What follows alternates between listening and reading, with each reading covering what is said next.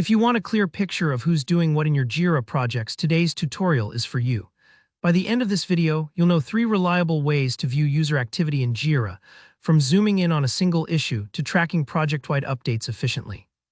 Let's dive right in. First, let's talk about checking the activity on a specific ticket or work item.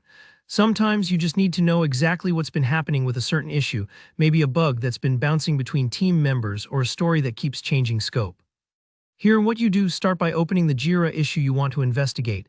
Once you're there, scroll down until you see the activity section.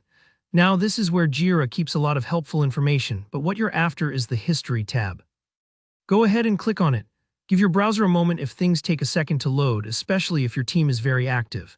Now in the History tab, you'll see a detailed timestamp timeline of every change made to this particular issue. This includes status updates, changes to the assignee, edits to fields, and even comments.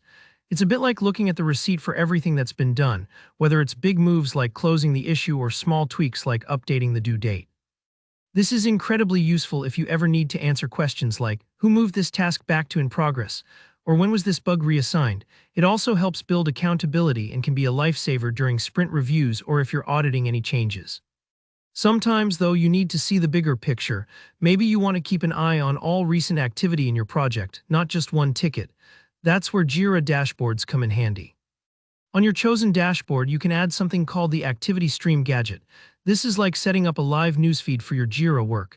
If you haven't used gadgets before, don't worry, they're pretty straightforward. Go to your dashboard, click the option to add a gadget, and search for Activity Stream. Once you find it, add it to your dashboard.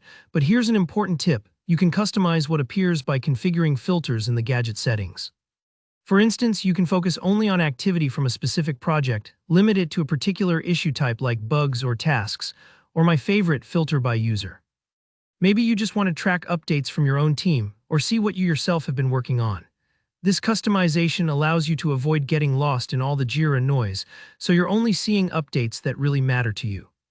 It's super helpful for project managers, team leads, or anyone who needs to keep tabs on progress across more than one issue.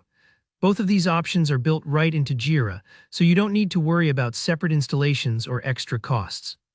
Just remember, while the issue history is fantastic for deep dives, the Activity Stream gadget gives you that bird's-eye overview.